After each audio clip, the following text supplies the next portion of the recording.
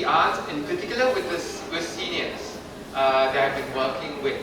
Yeah, so I've entitled my little sharing Creating Art Together. So before I share, maybe a little background on myself. I'm actually an educator by training. So very much like Eldrin, I was a teacher before. In fact, I was a school principal at one point as well. So at the point where we were talking about innovation and enterprise and all that, I decided that it's good to try it out myself. So I left the service and I actually started. And the first thing that I started at that point was actually an art studio, a sort of art jamming type place. Because a lot of people were feeling quite burnt out, I felt, and they were having a very hurried pace of life, and I thought that's something useful. And that space was called Pauseability, as in the ability to pause, and also it's about exploring possibilities. And essentially that's been what has been guiding me since, and it's been quite a while. If I think about it, more than a decade, it actually has been a while. And in between, I actually was able to work in Indonesia as well. So what I'm going to share with you actually is after I came back from Indonesia. In Indonesia, I was doing education. I was with a private international school there. And so what I'm going to share with you is things that I'm able to do after I came back. And it's been wonderful being able to create art together with seniors in particular. And I just want to share with you one of the projects that I did, and then also something about a framework that I came across that's actually not from the arts side, but really from the social service healthcare sector, which I think is helpful, and it has helped me. And then finally, I will share something else that I did in the past 2 years because of COVID, and how I tried to bring the arts to the seniors. Successfully or otherwise, for you to decide. Yeah? Okay, so I'm going to start off with Happy Kopi. So this was a residency inside a nursing home, and we actually got to work for quite a period of time with some of the residents inside this nursing home. So the idea was to create art together, and it was also a research to see whether it made a difference having an artist inside the nursing home. So this was a fairly new experience for me, as in like how much of the art making is really me making and then just telling them what to do, and how much to invite them. So what you see here is actually a final piece of work that you can. What I really love about it is that they were able to personalize each of these that they made.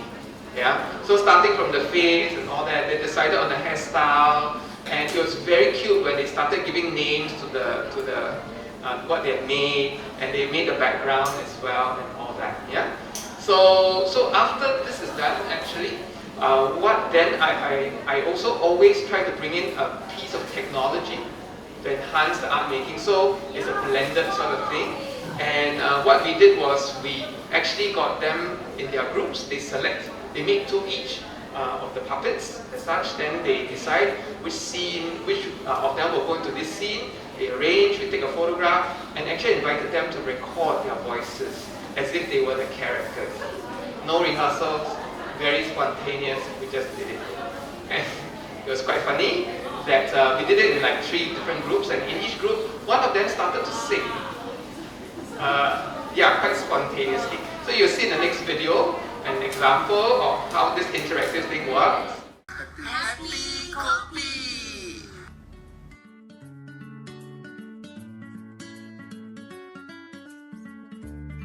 Một碟雞飯好靚好香，個食咗去仲馬吊。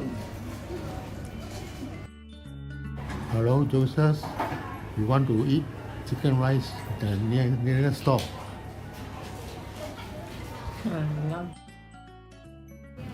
Rasa sayang sayang Eliano na jauh rasa sayang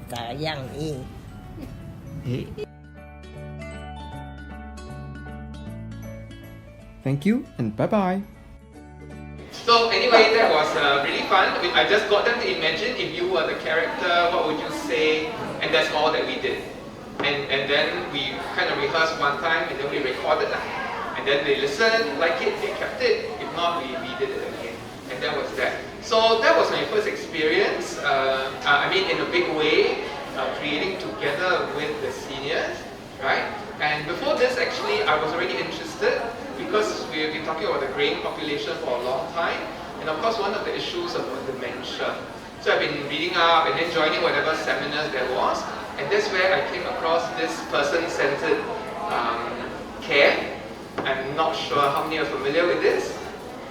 Familiar?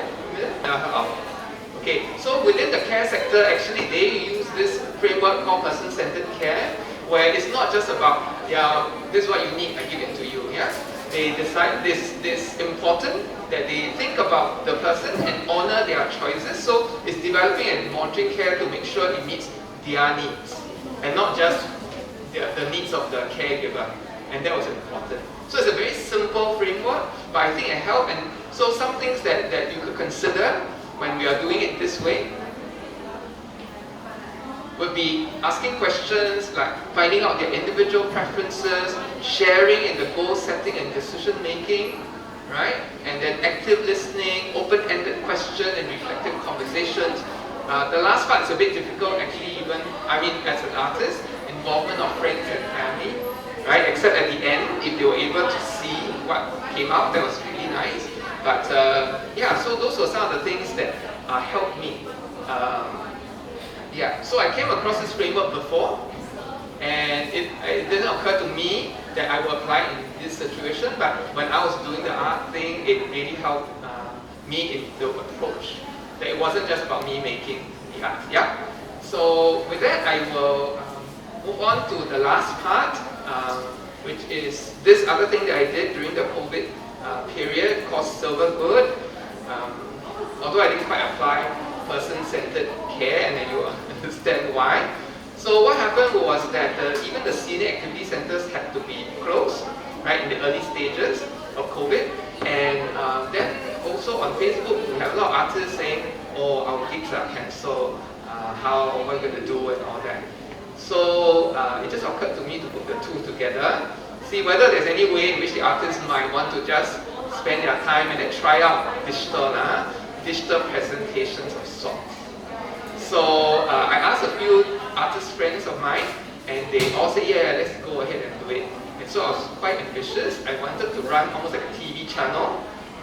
So we have different segments every day. So we start off with some exercise in the morning, and then we're going to have storytelling, and then we're going to have art and craft, and then we're going to have cooking even. No? So there were all these things that I had in mind.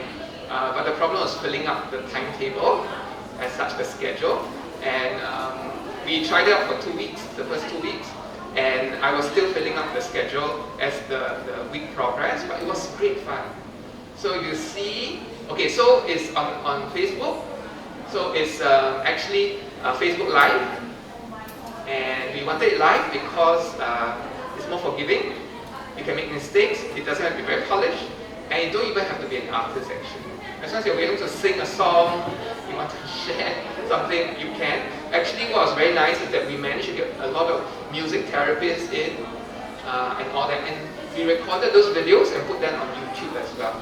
So now there's a repository of it, and I kept it up for a while. And then we kept it up for some more time, but not as regularly, but say like 5 programs per week. And so on. And it's still up, although we don't have a regular thing. If any of you think that it's a good channel to reach out, right, then please do let me know. Yeah. And okay, so the challenge with this is that we don't know how much of the audience are seniors, but we did manage to get 1.5K sort of followers and all that, which is really nice. Yeah, and we have been keeping up. So you can see there are everything from exercises to golden oldies to some art and craft, and then yeah, storytelling. And then we also had how to cook a simple dish and all that. So as I said, all the videos are still up there, and it's still kept alive. Although following that, many organizations started organizing things online. I would say that we were quite the pioneer. They announced, and I think we started this 2 weeks after the announcement of closure of senior activity centers.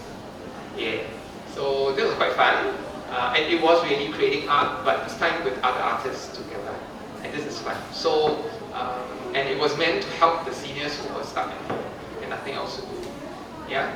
Okay, so I think that's about it. So if you're interested, later on I will post this thing onto my blog and all that as well. So you can look for Pauseability, right? You should be able to find it. Thank you. Thank you. Thank you both.